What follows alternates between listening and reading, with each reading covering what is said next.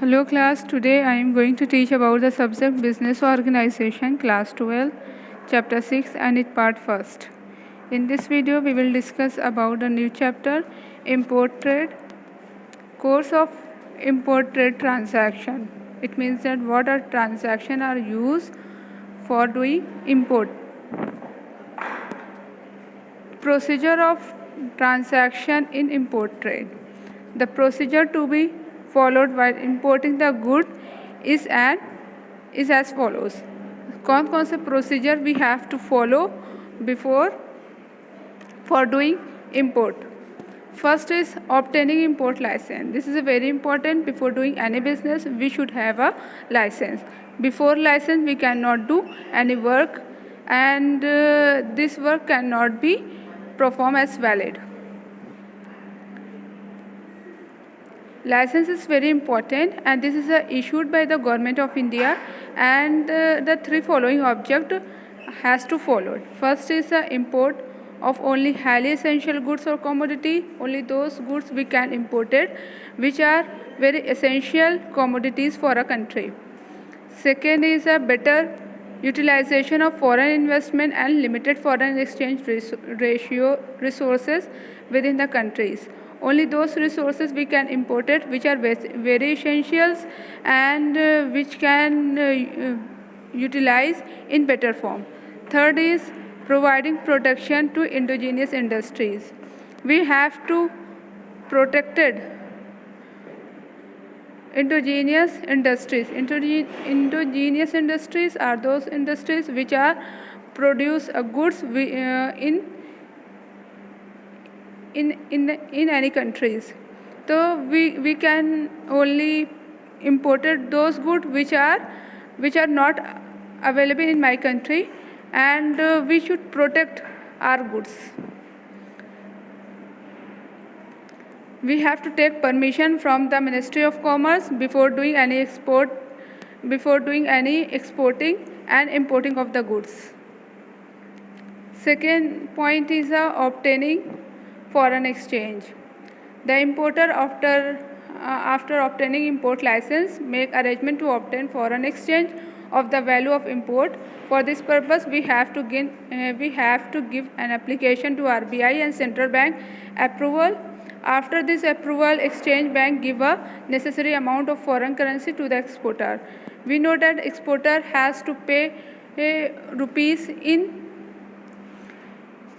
importer has to pay amount in importer's currency. Like any goods are imported from America, then importer has to pay in form of dollar, not in form of Indian rupees, Indian currency. Then for this importer has to take permission from RBI. After approval of RBI, then Exchange Bank of India can give a amount of foreign currency to the importer. Third is a place of intent. Intent is a order, and this order is take place. We have to take the help of export agent. कोई भी जो importer होता है, जब first time किसी भी country से अपने गुड्स को इंपोर्ट कराता है तो वो एक एक्सपोर्ट एजेंट्स को हायर करता है, और एक्सपोर्ट एजेंट्स जो है वो उस कंट्री के प्रोड्यूसर से कनेक्ट होते हैं और उस गुड्स को आसानी से प्रोड्यूस करा देंगे. तो सबसे पहले हमें ऑर्डर प्लेस करना है जिस कंट्री से हमें गुड्स को इंपोर्ट कराना है. तो placing an order is a third step. Fourth point is a letter of credit. Letter of credit ये क्या है? लेटर ऑफ क्रेडिट जैसे हम लोग नेगोशिएबल इंस्ट्रूमेंट का यूज़ करते हैं जो कि हमारी कंट्रीज़ में ही उसका यूज़ होता है. सिमिलरली लेटर ऑफ क्रेडिट जो ये फाइनेंशियल एक डॉक्यूमेंट्स है जो कि इंटरनेशनल ट्रेड के लिए यूज़ किया जाता है. We can see this picture and easily understand the use of letter of credit in term of for the purpose of foreign trade. यहाँ पे एक एक्सपोर्टर और इम्पोर्टर है. तो एक्सपोर्टर जो है, एक्सपोर्टर इम्पोर्टर के बीच में एक सेल कॉन्ट्रैक्ट होगा. फिर एक्सपोर्टर एक एप्लीकेशन अपने इशूइंग बैंक को देगा. फिर इशूइंग बैंक को देगा तो वो लेटर ऑफ क्रेडिट इशू करेगा, और इशू करने के बाद जो एक्सपोर्टर की कंट्री में जो भी एडवाइजिंग बैंक है वहाँ तक लेटर ऑफ क्रेडिट पहुँचता है। फिर लेटर ऑफ क्रेडिट वहाँ से किसके पास जाएगा, एक्सपोर्टर के पास जाएगा, और इम्पोर्टर जितना भी अमाउंट लेटर ऑफ क्रेडिट का होगा वो इशूइंग बैंक में डिपॉजिट कर देगा। फिर उसके बाद जो है एक्सपोर्टर जो भी गुड्स होगा उसको क्या करेगा, शिप कर देगा, मतलब उस गुड्स को ओनरशिप हमारे इम्पोर्टर्स को दे देगा। तो ये चीज़ जो है यही है लेटर ऑफ क्रेडिट। अगर ये क्वेश्चन में पूछा जाता है लेटर ऑफ क्रेडिट का क्या पर्पज़ है, क्या मीनिंग है, या इसका यूज़ किस पर्पज़ के लिए किया जाता है, तो वो इंटरनेशनल बिजनेस के लिए, इंटरनेशनल ट्रांजैक्शन के लिए ये यूज़ होता है, और एक ये फाइनेंशियल टर्म है।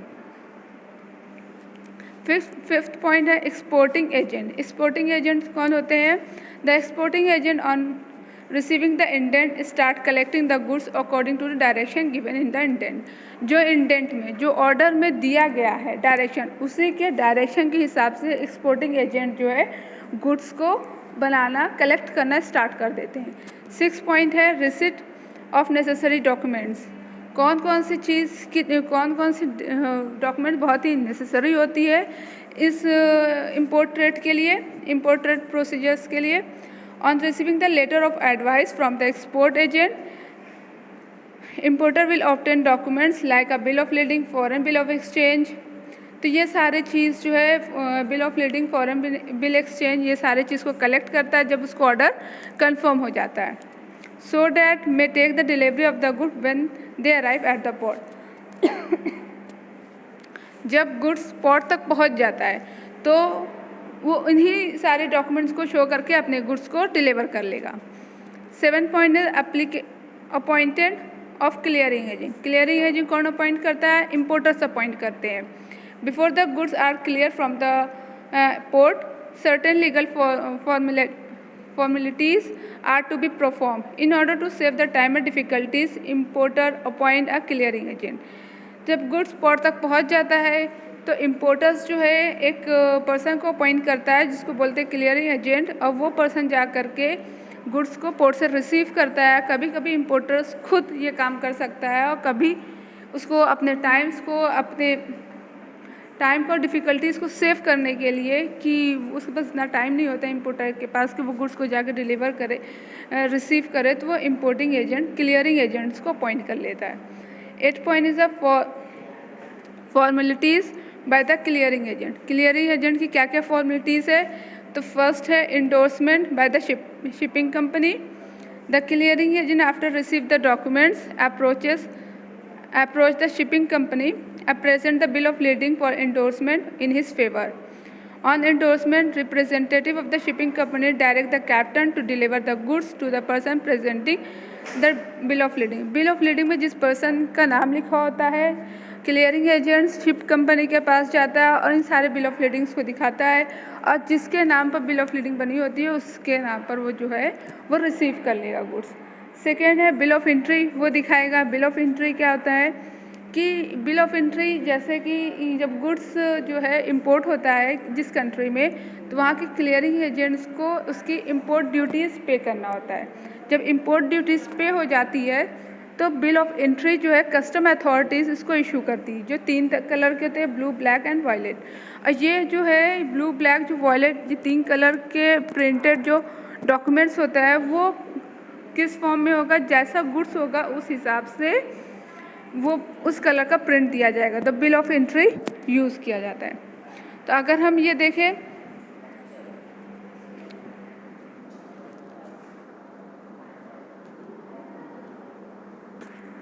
थर्ड पॉइंट है डक ड्यूज। डक ड्यूज क्या होता है? डक ड्यूज जब गुड्स जो है पोर्ट एरिया में पहुंच जाता है। पोर्ट एरियाज कैसे होते हैं? इस तरह से जहाँ से गुड्स मतलब वो गुड्स शिप से निकाल करके उस जगह पर रखा जाता है। डक एक एरिया होता है जो पोर्ट के करीब होता है जहाँ पे गुड्स को रखा जाएगा।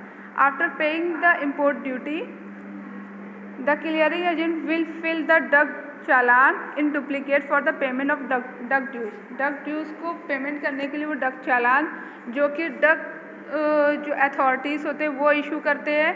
The duck authorities will on its presentation charges duck dues and give the clearing agent 1 copy for a duck challan which is a receipt that duck dues receive, जो ड्यूस होगा वो रिसीव हो जाएगा। और डक चालान कौन इशू करता है? Duck authorities issue करती है। और ये किसको इशू करती है? इम्पोर्टर्स को। और जब इम्पोर्टर्स जो है सारे डक ड्यूस को पे कर लेते हैं।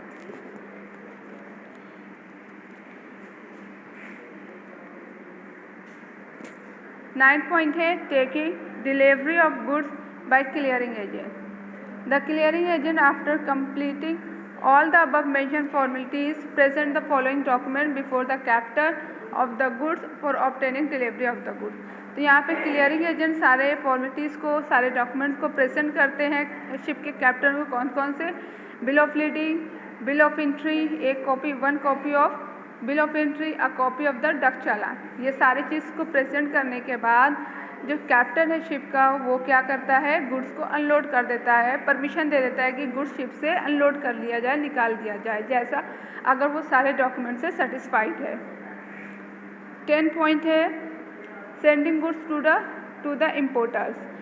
फिर the clearing agent after securing the delivery of the goods dispatch them to the importer versus railway other means of transport as per the instruction of the importer. जो इम्पोर्टर इंस्ट्रक्शन देगा उस instructions के through clearing agent उसको follow करते हुए उस goods को importer तक पहुंचा देगा। 11th पॉइंट है intimations about sending the goods.